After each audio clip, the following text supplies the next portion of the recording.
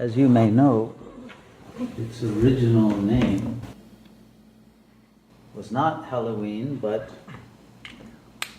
what is actually in Gaelic pronounced Samhain, something close to that. And then you wonder why it's spelled as if it's Samhain. And there's a reason for that. The holiday was first declared very early in the ADs and established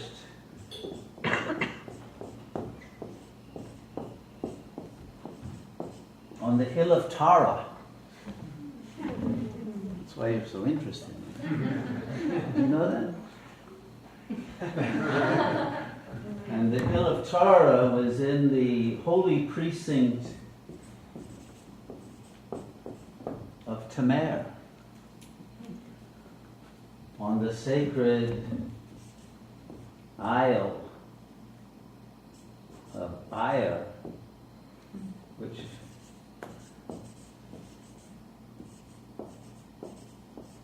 was originally named Arya land, and then it got mispronounced as Ireland.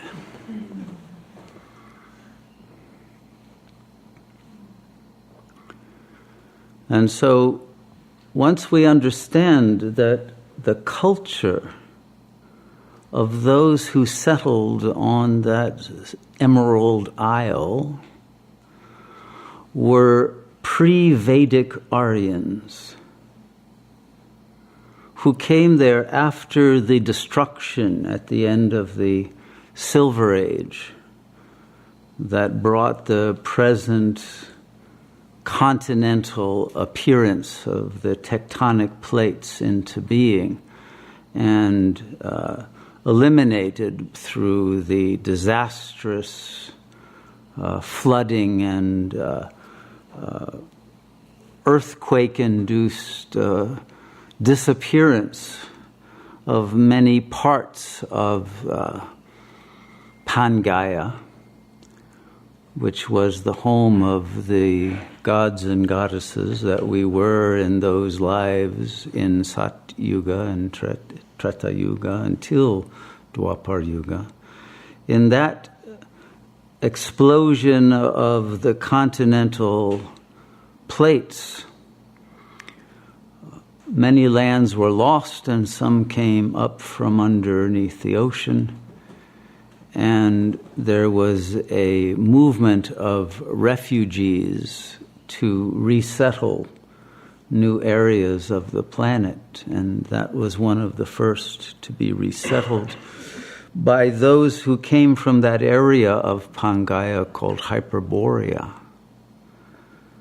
And they were all part of the same peoples that eventually in their, let's say, central mainstream elements would now be called Hindus. But this was long before Hinduism and much different from what we now call Hinduism, which is based on myths and legends of that lost period and of myths about why it was lost. But in the early period after its disappearance, the Aryans retained sufficient amount of the historical memory and cultural integrity to develop traditions that would still be true to the origins of the previous Sat Yuga in order to try to bring about its return.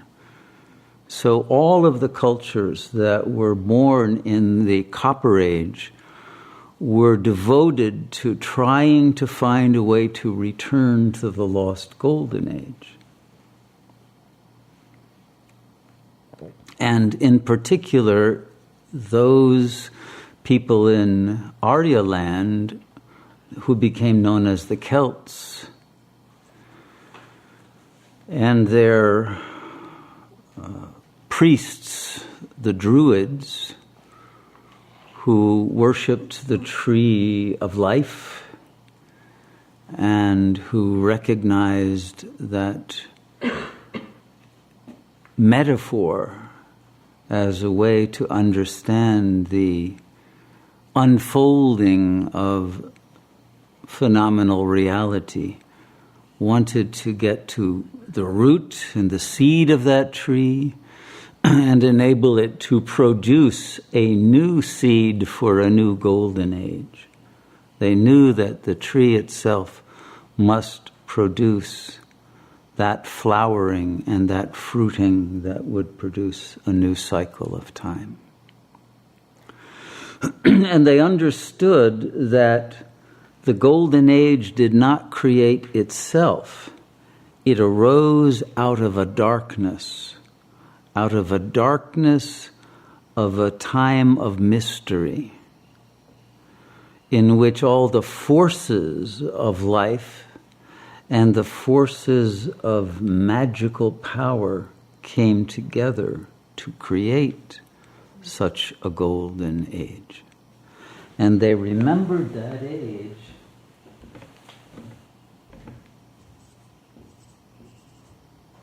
as the Sangam,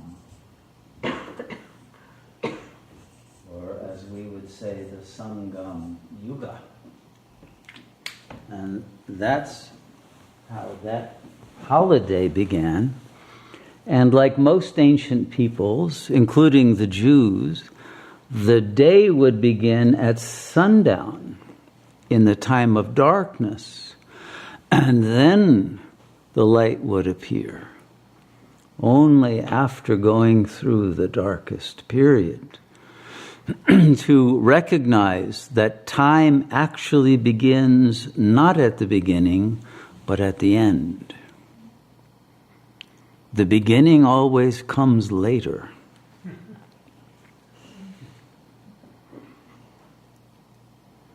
And it is this understanding of the cyclical nature of time, in which the beginning must be created, that was still able to be understood because there were still magical beings present in the world in those days. There were still leprechauns in Arya land, and elementals, and magical beings of many sorts who understood how to cast spells and how to enter interdimensional realities and how to discover the hidden gold that was magical and still related to the golden age that had been lost. And it was that magical gold that became the beginning of the economic systems that are used on the gold standard. But the gold that we have today is just ordinary gold. It was that gold that only the little people knew about at the end of the rainbow that had the power to bring about the magic that people were seeking. And that was its value. And so not only did the day begin at night, but the year began at night in the darkest period. And so Samhain is actually the celebration of the Celtic New Year. But it is also the celebration of death, because the new cycle of time must begin with the death of the old one. Without a death, there cannot be a birth. This is the sacrifice that every culture understands must be made in order to bring about new life. And therefore, all of the ancient cultures were sacrificial cultures. Their religions were based upon sacrifice. But what was to be sacrificed was metaphorically represented, but represented only because the real of what must be sacrificed was not animals or virgins or kings or outcasts or scapegoats or whatever, but the ego. And it was that was understood metaphorically, but could no longer be brought about in reality, because that highest level of magic had been lost. And because that level of magic was lost, gradually all the other levels of magic were lost, because the ego gradually usurped the throne of consciousness and threw down the soul from its capacity to rule the human life and organism, and the ego produced the evil with its black magic of technological control that the soul in its weakness could no longer resist. And the holiday of Samhain represents that movement into the period of absolute darkness, of absolute evil. That's why it is a time when the demonic forces are at large, the ghosts and the banshees and all of the evil spirits. It is a representation of the end of Kali Yuga, because it is now when those spirits are at large, not only in the world out there, but in one's own subconscious mind. Those demons are at play. And so the day must begin with the darkness, but the darkness must be encountered with power, with the inner light that can take one through the dark and bring about the new dawn, the aruna, the light of the dawn that appears from the highest point of consciousness at its earliest moment at the end of the cycle. And so one wants to be on the mountain of the dawn, on the Arunachala, so that one can receive the magical power of the new light and transmit it and bring about a new golden age. And so they were aware of this power and of the need for death as a part of life. But in the Northern Hemisphere, at this time of the year, of course, it was the end of produce. It was the beginning of winter, and one would have to live on one's reserves. Whatever stock one had gained and been able to store would have to get you through the dark months. In the same way, the yogis now must store up the spiritual power that will last them through the end of Kali Yuga, because soon we will approach that moment when there will be no time for meetings like this and for weeks of meditation and silence and the collection of the inner luminosity. This is a luxury. And as we approach that time of the absolute darkness, our inner light must be so powerful that no wind of negativity could blow it out. And it's this that's being celebrated, the power to withstand the dark, to go through the darkness of the valley of the shadow of death and fear no evil. And therefore, there must be evil to face that challenges us as our rite of passage in order to give us the right to create a new golden age. We are the ones who lost that last golden age through falling into egoic consciousness, not someone else, not some lost civilization of strangers. We ourselves are the guilty parties, and that is why we keep ourselves from the realization of the bliss that is our true nature. Because indeed, we must again earn our right to the bliss through the conquest of the darkness that has usurped our own consciousness and that of our fellows because we lost our true nature. We fell, and we ate of the tree of knowledge of good and evil, which is not the real knowledge, but the false. And we believed the false, and we did not eat of the tree of life, of eternal presence. And so we had to go through this cycle of experience, of death and rebirth again and again, as we entered that period in which there was no more magic and no more light and no more goodness and no more refuge or oasis for the soul to find an ability to recharge, until we would have to do it ourselves, until we would have to create that power from within.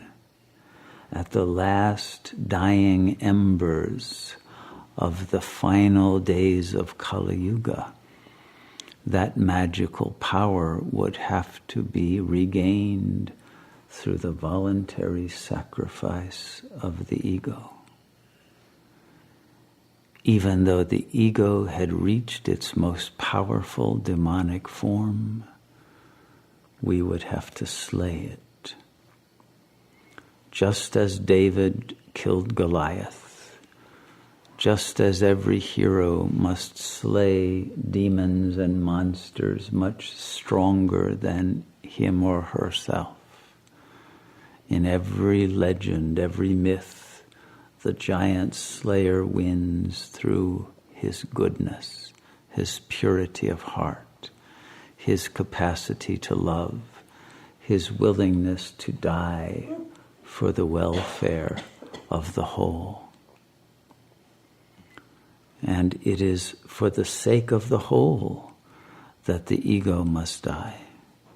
It is not some individual selfishness that could produce the death of the ego. Far from it, because it is the death of selfishness.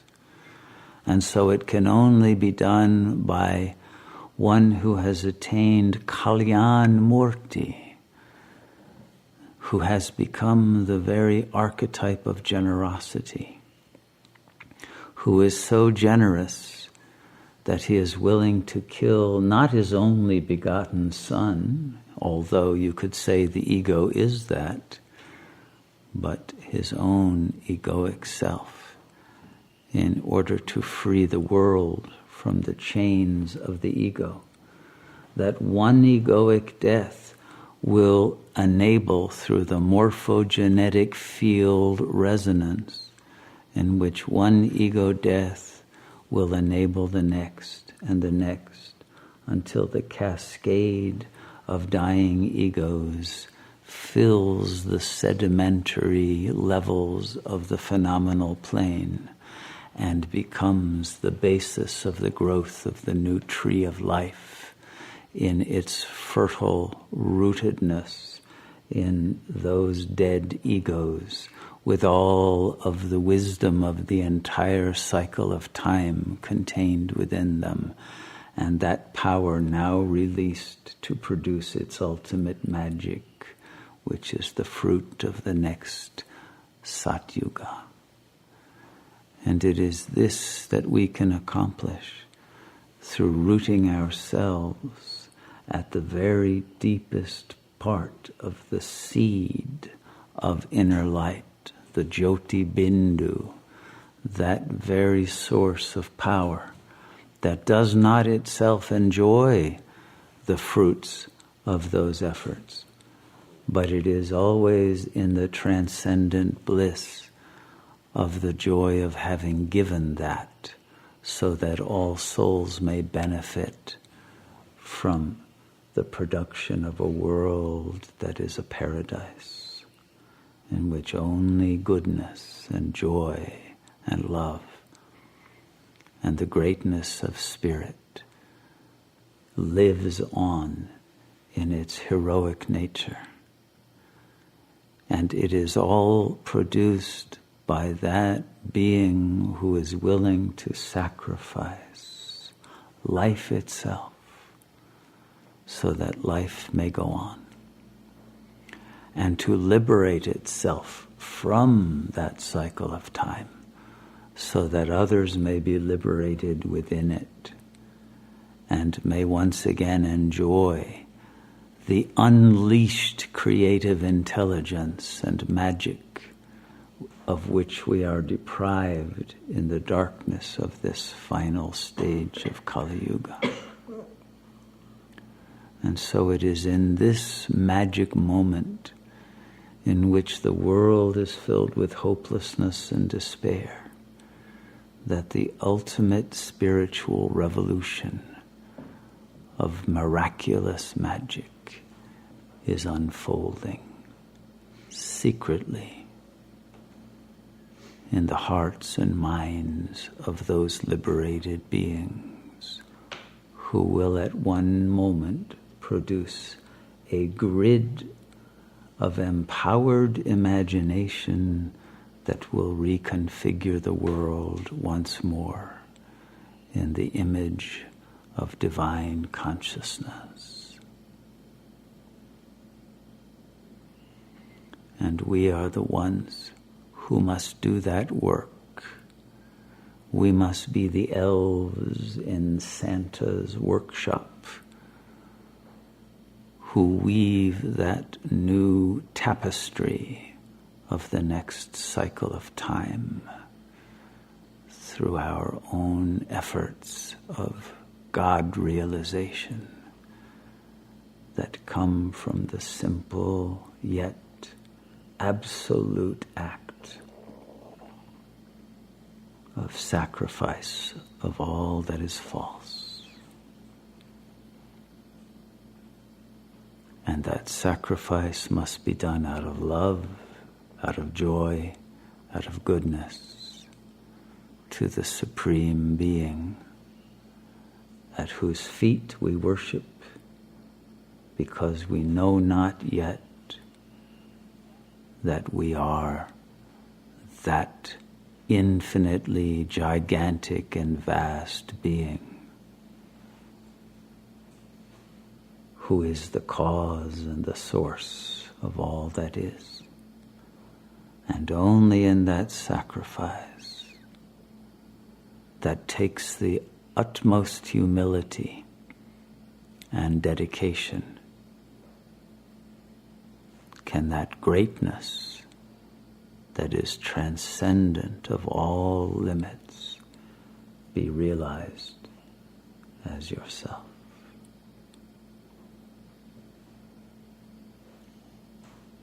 This is the final act of the cosmic drama in which we are actors.